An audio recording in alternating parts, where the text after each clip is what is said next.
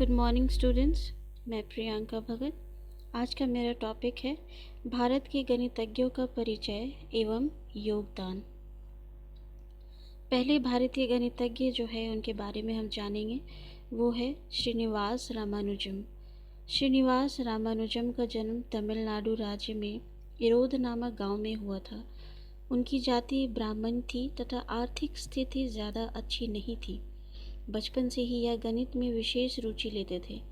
15 वर्ष की आयु में ही रामानुजम ने जादू के वर्ग की रचना के नियमों को प्रतिपादित किया।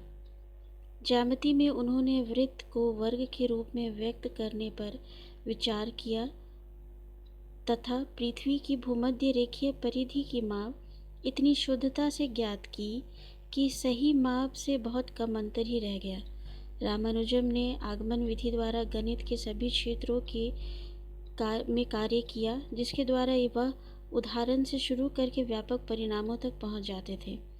उनकी सबसे बड़ी विशेषता यह थी कि वे हमेशा काम में लगे रहते थे। पूर्ण संख्याओं के प्रति उनकी बहुत रुचि थी। इस प्रकार रामानुजम ने गणित संसार में अपनी विशेष छाप छोड़ी है, जिसके कारण उनको भुलाना बहुत ही मुश्किल है। गणित के क्षेत्र में उनका बहुत ही महत्वपूर्ण योगदान रहा है। दूसरे भारतीय गणितज्ञ आर्यभट्ट प्रथम। यह पटना के रहने वाले थे। इन्होंने आर्यभट्टीय नामक पुस्तक की रचना की, जिसके प्रथम 2 पादों में गणित तथा अंतिम 2 पादों में ज्योतिष का वर्णन है। प्रथम पाद दशमितिका में बड़ी संख्याओं को वर्णमाला के अक्षरों द्वारा निरूपण करने की विधि भी बताई गई है। उसकी द्वितीय पाद गणित पाद में अंकगणित, रेखागणित, बीजगणित और त्रिकोणमिति के अनेक कठिन प्रश्नों का समावेश है। बीजगणित में साधारण एवं वर्गीय समीकरण, कूटक अर्थात और अनिर्णित समीकरण का विस्तृत विवरण है। रेखागणित के क्षेत्र में उन्होंने पाई का मान दशमलव के 4 स्थानों तक 3.1416 ज्ञात किया। आर्यभट्ट के अनुसार पाई का मान 6283 भाग 20,000 बराबर 3.1416 है। अंकगणित के क्षेत्र में वर्गमूल व घनमूल ज्ञात करने की विधियों का भी उल्लेख किया गया है। उन्होंने ही सर्वप्रथम यह प्रतिपादित किया कि पृथ्वी गतिशील और सूर्य स्थिर है। आर्यभट्टीय द्वितीय ने महासिद्धांत नामक ग्रंथ की रचना की।